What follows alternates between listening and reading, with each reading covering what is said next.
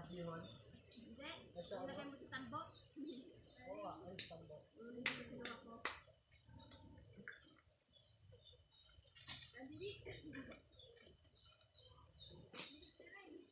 Isa lang muna kayo ulam dito, no?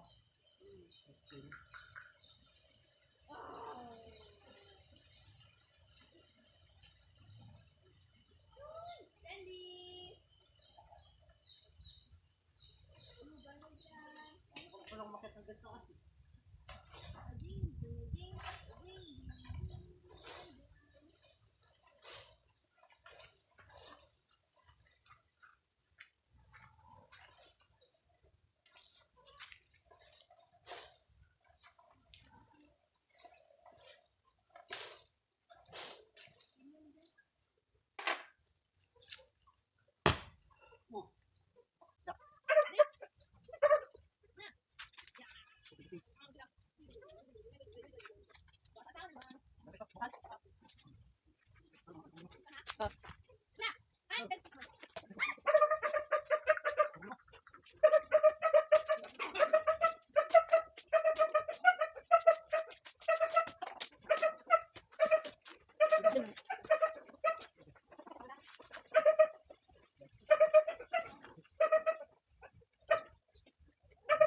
Kita mak.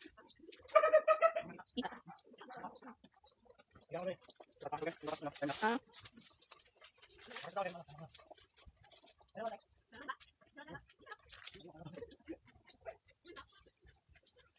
Jago.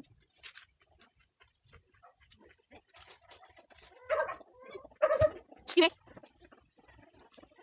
Bakan lang. Bakan. Ay, bakan na. Oo. Di ko na.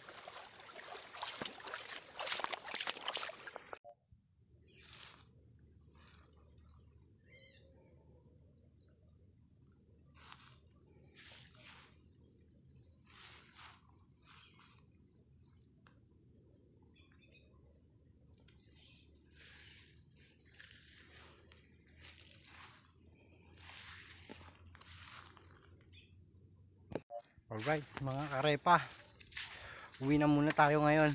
Naglakbay-lakbay lang muna ako kanina dun sa ilog. Hanap-hanap lang kung anong mahanap. Wala namang mahanap. Sa madaling salita, walang nakita. Wala namang nakita. Pero ang nakita ko, ang magandang kalikasan, natural na ganda ng kalikasan sa tabing ilog. Ang gulo mo. Pauwi na naman po tayo, mga karepa. At meron nga pala akong dadaanan dyan. Alam nyo kung ano yon? Sikretong malupit, walang clue. Sa totoo lang, ano to matagal ko na tong hinahanap tong ano na to special. Ewan ko kung special, pero kasi bibihira lang to, kaya special lang tawag doon. At yun ay isang kabute na matagal ko nang hinahanap na hindi pa nagpakita sa akin noon pa. Teka, asa na? Ayun, nakita ko na siya. Totoo lang, hindi talaga ako yung nakakita nito. Ang nakakita nito ay tiyahin ko At dahil alam niyang matagal na ako naghahanap ng kabuti na yan, uhong o mushroom kung tawagin sa amin, ayun, nagpatulong na ako at tinulungan na ako ng tiyahin ko. At hinintay niya pa talaga ako dito para ituro lang yung ituro lang yung uhong na matagal ko nang hinahanap. Dahil nahanap ko na siya, mananahimik na ako, pero maghahanap pa rin ako sa mga iba, sa ibang lugar. Malay natin kasi ano to, masarap kasi siya, masarap pa sa manok. Kaya eto, kukunin ko na muna siya.